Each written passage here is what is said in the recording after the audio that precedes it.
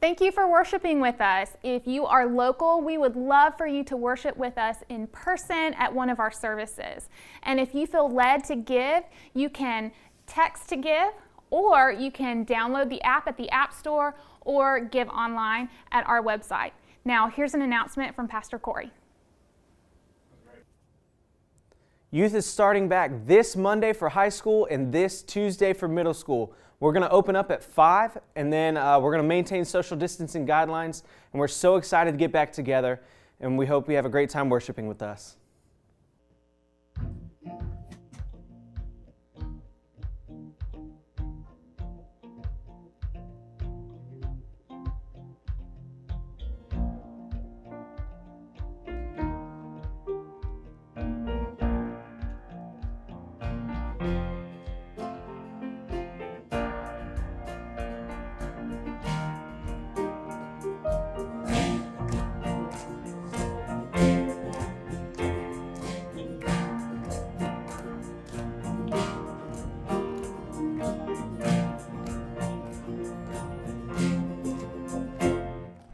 These are the days of Elijah, declaring the word of the Lord. And these are the days of your servant Moses, righteousness being restored. And though these are days of great trial, of famine and darkness and sword, still we are the voice in the desert, crying, prepare ye the way of the Lord. Behold, he comes, riding on the clouds, shining like the sun. At the trumpet call, lift your voice, it's a year of Jubilee. Out of Zion's hill, salvation comes.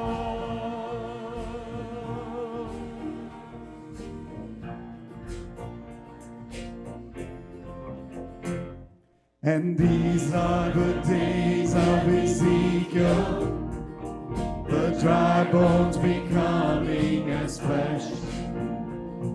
And these are the days of your servant David, rebuilding the temple of praise.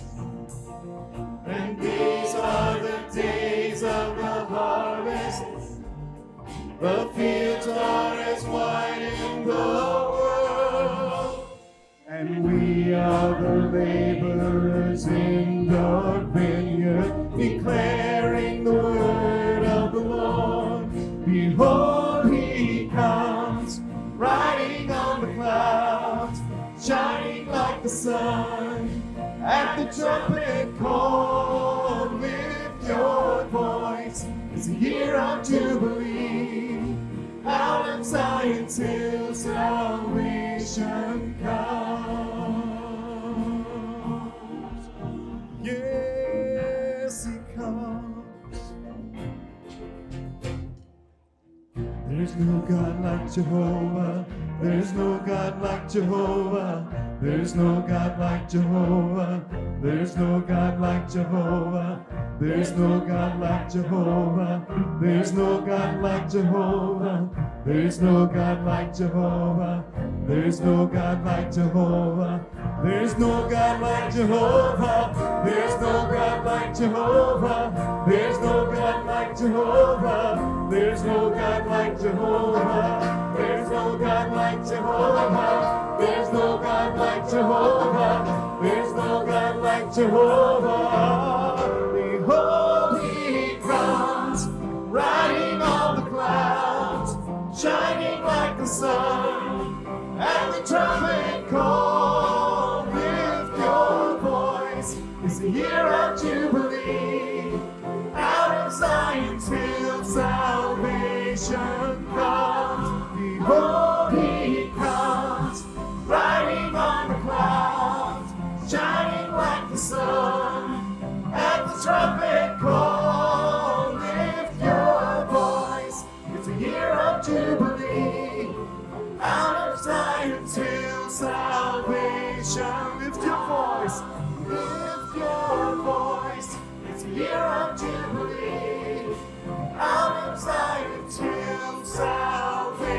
comes, yes,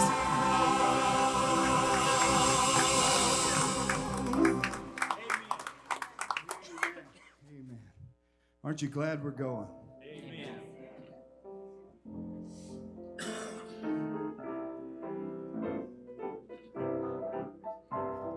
Sing the wondrous love of Jesus.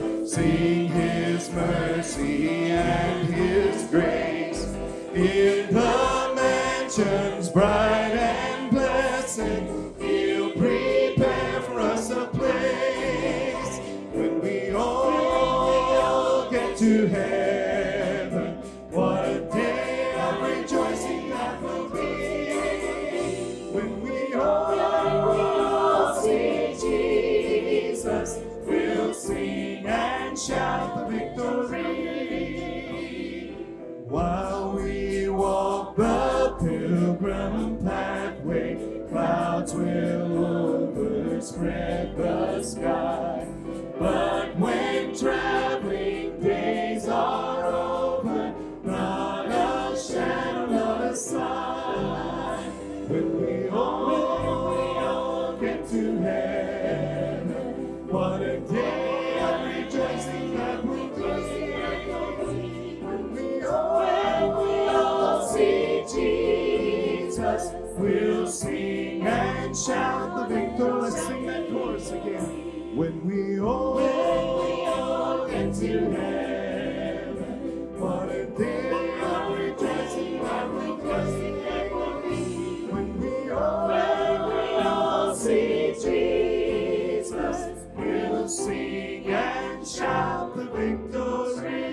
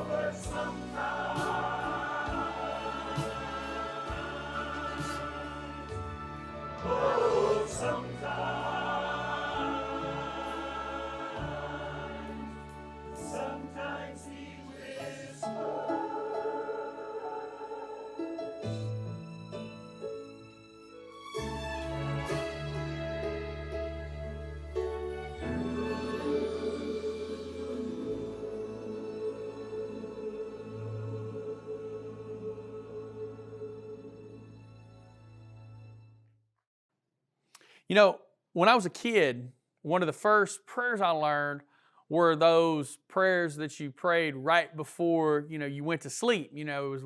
As we call them with Charlie, night-night prayers. And as I think about it, it was an interesting thing to teach kids to say. Now I lay me down to sleep. I pray the Lord my soul to keep. If I should die before I wake, I pray the Lord my soul to take. That's an odd thing to teach children to say, isn't it? It's always kind of struck me as unusual as I got older. If I should die before I wake. But if you think about it, that's not that odd. I mean, the reality of things is that death comes to all of us sooner or later. Hopefully later, but it comes. That's just how it works. Part of life is death. And to say that, it's not despair, it's just reality. It's how life works. As I've preached funerals over the years for people that have been important to me, being a pastor, I've spoken at funerals for folks that I had never met before they passed. And then I've spoken at funerals for people that meant a great deal to me as individuals. And it was sad, but I also understood something. They went home. They went home to their reward. So the question is not, will we leave this world? Will we pass? Will we die? But how do we face that? And that's what the text I want to look at today is about. It looks at the final moments in Hebrews chapter 11 of three of the patriarchs of the Bible: Isaac, Jacob, and Joseph. 3 generations, a father, a son, and a grandson. And how each one of them dealt with the end of life. And it all really links back, interestingly. It all links back to family. So I want to start by looking at Isaac in Hebrews 11, verse 20. It says there, it was by faith that Isaac promised blessings for the future to his sons, Jacob and Esau. Now, Isaac's a really interesting person in Scripture, mainly because we don't get that much information about him. We get some, but we don't get the details of the life of Abraham, or the life of Jacob, or the life of Joseph. He was kind of sandwiched in between Abraham and Jacob. And in some ways, he's kind of overshadowed by them. And then along comes his grandson, Joseph, who was this mighty man of God. Just an incredible person when you read the story of his life in the book of Genesis. I mean, his story takes up almost half the book. So Joseph is a fascinating individual. Jacob is. Abraham is. And Isaac can kind of get lost in the shuffle. But the Bible does tell us clearly right here that he had faith. It says by faith Isaac, he must have done something right. He knew who God was. He worshiped God. He passed the worship of God on down to his sons. Jacob specifically carried that on, then passed it on to his own children. Probably the best example of this being Joseph himself. So he was a man of faith that passed that faith on. He taught that to his kids. At crucial moments, he trusted in God to work things out. Even when you look at his life, and one of one of the key moments in his life is when he's actually tricked by his son Jacob into receiving the blessing that was meant for his older son Esau. But even in that moment, he never goes back and tries to change the blessing. He basically says, what's done is done, what's said is said. And he trusts in God to work out the future, and he trusts in God for the big picture of these kids' lives, of his two sons. That's some trust. That's faith. He said, God, you'll take care of the big picture here. And I believe he passed that faith on to those kids. And I think that's one of the greatest things that we can do, is pass that faith on. And these are imperfect people that we see throughout Scripture. I mean, you look at Isaac's family. Abraham and Sarah had issues. Isaac and his wife had issues. They played favorites with their children. Then you flow on down to Jacob. He had issues in his family. His children had issues with each other to the point that they would sell Joseph into slavery and lie to his father and tell him he had been killed. This thing was like a soap opera you'd find on daytime television in the 80s. It's wild stuff. But yet here it is. They were imperfect people. And through these imperfect people, God accomplished His will. That's important. God accomplishes His will through imperfect people. That means we're still part of the game. That God can still use us. Wherever you're at today, however you're listening, you may be far from God. You may be very, very, very imperfect, because I sure know I am. But yet God can still use you. When I look at the life of these patriarchs, look at the life of Isaac and the life of his family, I'm going, what a wreck, what a hot mess. And they were. But God still used them. They weren't disqualified. And through the grace of Jesus Christ, neither are you. Your life can have that tag on it by faith. Isaac's life accomplished something by his faith, even in the midst of imperfection. Look at verse 21. From Isaac, we go to Jacob. It says, it was by faith that Jacob, when he was old and dying, blessed each of Joseph's sons and bowed in worship as he leaned on his staff. So we go from Isaac at the end of his life, blessing his sons, to Jacob at the end of his life, blessing his sons. How they end their lives is so interesting. Pouring out blessings, giving words of wisdom, loving and caring for their families. Jacob's old. And one by one, what he does, he calls his sons. And he gives each of them a blessing suited to them. And when he comes to Joseph's sons, Ephraim and Manasseh, and he begins to bless them. And it's interesting because Jacob did something unusual. See, what Joseph did is he wanted Manasseh, the older son, to be blessed with the right hand, because the right was the place of honor. Right? That was to sit at the right hand of someone was that key place. The left hand, not as much. So according to tradition, Joseph wanted the older son to receive the stronger blessing. So as he places the two boys down in front of him, he places his right hand on Manasseh's head and his left hand on Ephraim. But then Jacob does something else. He crosses his hands. Joseph tries to correct this, but Jacob's not having it. He continues the blessing as he sees fit. And this is always an interesting thing because in Scripture, we see this a lot. We see younger siblings being blessed and being kind of the follower of the promise and the next in line for the great thing, when that's not how the culture did things at all. The culture was very much into the oldest son, the eldest son inheriting the vast majority of all of the wealth and the important blessings and kind of carrying on as the patriarch of the family. But God didn't do that. David was the youngest in his family.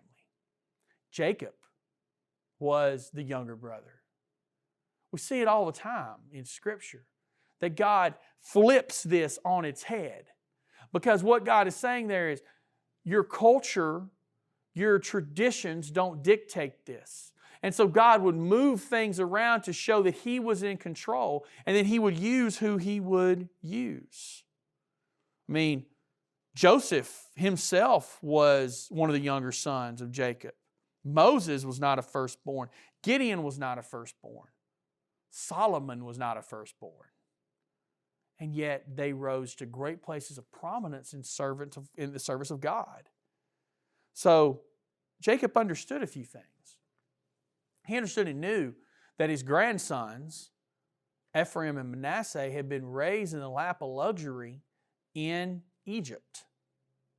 They had had the finest of everything. Joseph at this point in his life was second in command to all of the Egyptian empire. Only Pharaoh outranked Joseph. And here's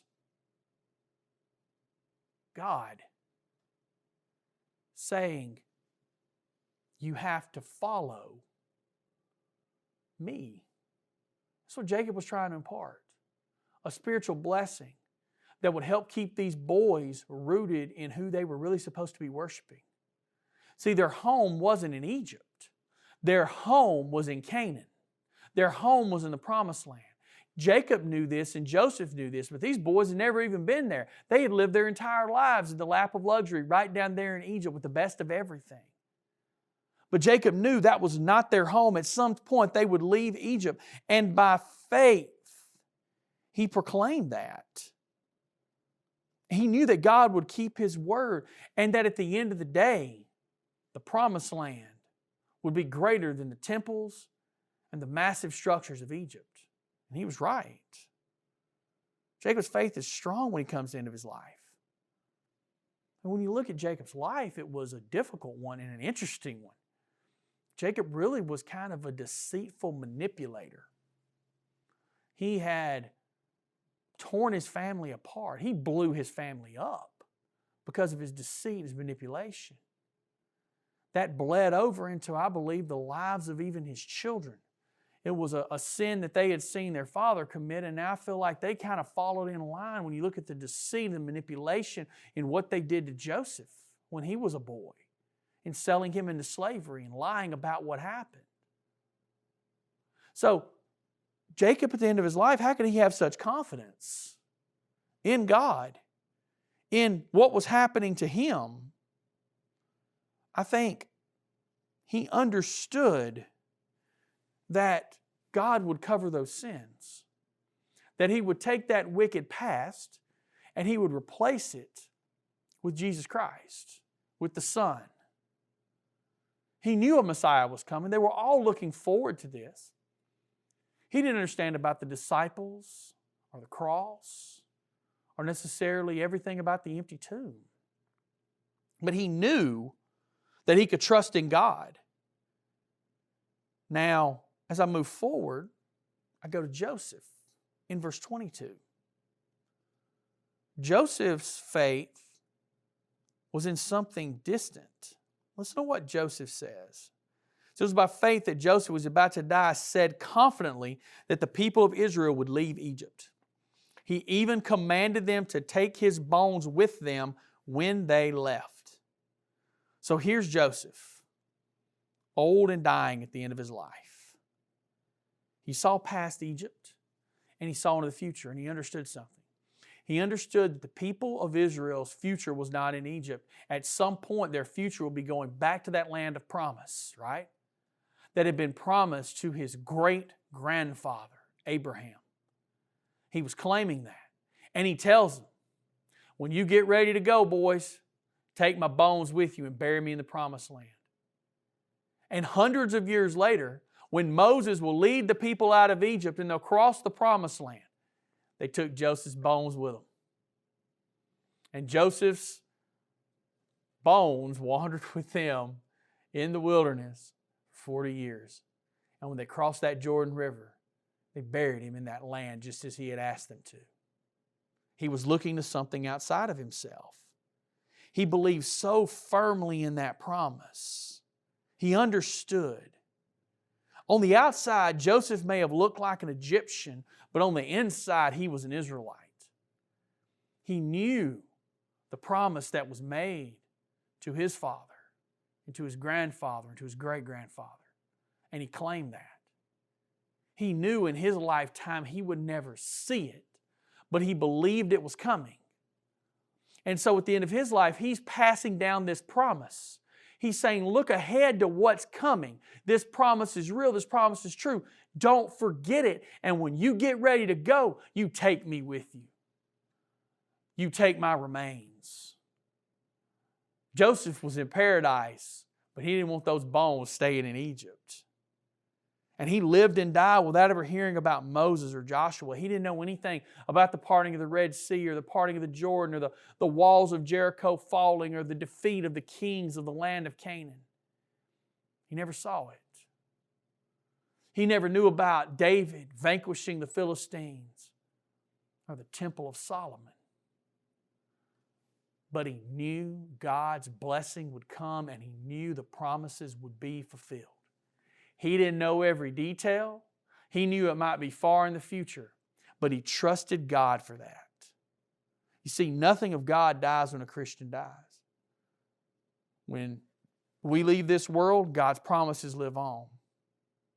We may be buried, but God's promises aren't buried. Our deaths don't nullify God's faithfulness. See, God is a God of the future. He's not just in the past. He's not just in our present. He's moving forward. And He sees past this moment. He sees past even our lives. He sees through to the end. And His plan and His sovereign rule will go through all of those things. It'll move through all of that. So when I think about these three men and how Hebrews 11 describes them, there's some lessons we can take from this. I think the first thing is the greatest thing that you can do is pass your faith along to your children and your grandchildren. That's it. Abraham gave it to Isaac. Isaac gave it to Jacob. And Jacob gave it to Joseph. All those generations. 4 generations passed down. Because see, at the end of the day, the Christian life, the Christian faith, it's not a sprint. It's not even a marathon. I've always thought about my personal life with Christ as a marathon. But when I think about the Christian faith as a whole, it's a relay race. It's about passing on. You see, that's one of the things that my life and my mind is focused on at this point, is passing those things on. Specifically to Charlie. Is for the faith that I saw in my grandparents, the faith I saw in my parents, to be passed on to her. You know, it's neat. I talk to her sometimes, and I have things that were my mama and papa's, and I'll tell her where they came from. That this was your great-grandmother's. And she kind of looks at me, and I'll be like, and I'll explain to her, it's my mama. And there's kind of some recognition there. I've even pulled out, showed her pictures of them and stuff. But just as they pass that faith down to me, I want to pass it on to her. That's the greatest gift I can give her, is to teach her about Jesus Christ. And pray for the day when that faith goes from being something that I tell her about to something that she possesses for herself. Passing that faith along. It's the work of a lifetime. Maybe someday down the road she'll have kids herself and I'll get to help pass that on to them. I don't know. But I also look at this in the world around me and I think it's my job to pass my faith on to the generations that will come after me from a ministry point of view. As I preach, as I teach, working with youth for years, that was one of the things that I thought about all the time is we're teaching that next generation.